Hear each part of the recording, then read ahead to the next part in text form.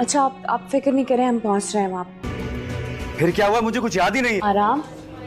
اچھا ہے نا, تمہیں تنگ کرنے والا کوئی گھر پہ نہیں ہو. وہ گھر میں سب شادی کی تیاری. بہت اچھا لگا, لیکن تم اب تک اس گھر کے بارے میں کیوں سوچ رہے؟ آنیسٹلی پوچھو تو میں نے بھی اس بات کو محسوس کیا, کیونکہ مجھے نہیں لگتا کہ مجھ سے کوئی غلطی ہو.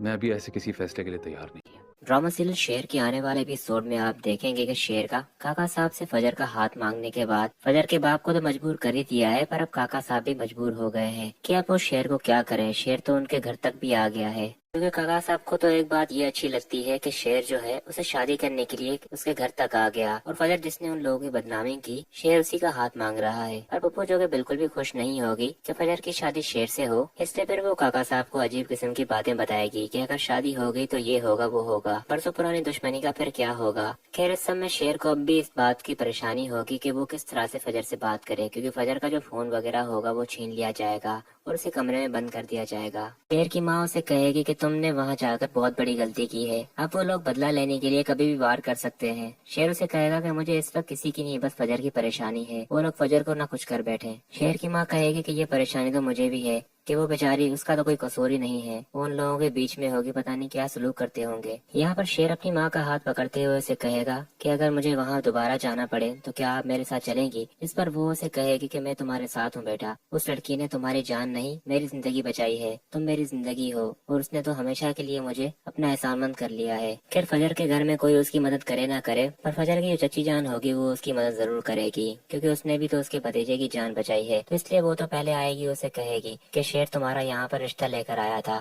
ویسے بڑی جرت ہے میرے بھائی کے بیٹے میں, جیسے بھائی تھے ویسا ہی شیر ہے. پھر فجر کو یہاں پر ڈر لگنے لگے گا کہ شیر یہاں تک آ گیا ہے, اب بابا والے اسے کوئی نقصان نہ پہنچائیں, اس لیے مجھے اب شیر سے بات کرنی ہوگی اور اسے منع کرنا ہوگا.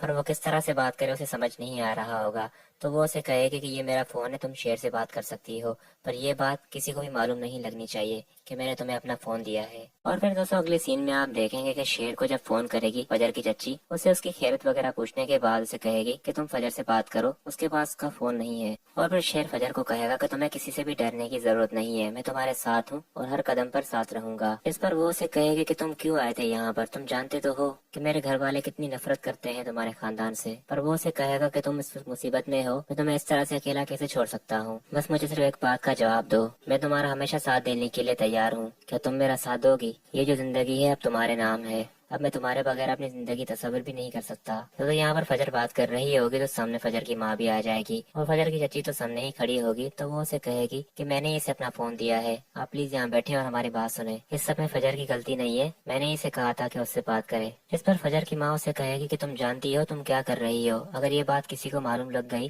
تو ہم سب کا کیا حشر ہوگا. فجر کی چچی جو ہوگی وہ فجر کی ماں کو کہے گی کہ کب تک آپ لوگوں سے ڈرتی رہیں گی, اس وقت آپ کو اپنی بیٹی کے بارے میں سوچنا چاہیے. کیا شیر تو پھر سے آئے گا اپنی ماں کو لے کر, پر سب سے پہلے کہ جو پھپھو ہوگی وہ تو کاکا صاحب اور فجر کے اتنے کان بھرے گی کہ دیکھ لیا اس لڑکی کے کام کہاں تک پہنچی ہے, ایک لڑکا نہیں ملا دوسرے لڑکے کو اپنے جال میں پھنسا لیا. مطلب یہ بات تو طے ہے کہ تمہاری بیٹی نے تو ٹھان لیا ہے کہ وہ ہمیں ذلیل کر کے ہی چھوڑے گی. پر کاکا صاحب جو کہ شیر کے گھر آنے پر اور فجر کا ہاتھ مانگنے پر تھوڑا بہت راضی ہو گئے تھے, پر پھپھو نے سارا کام خراب کر دیا. اس نے ان کو اتنا بھڑکایا کہ وہ تو فجر کے باپ کو کہیں گے کہ اگر اس لڑکے کو تم نے نہیں مارا تو میں مار دوں گا, یہ روز روز کا تماشا مجھے ختم کرنا ہوگا.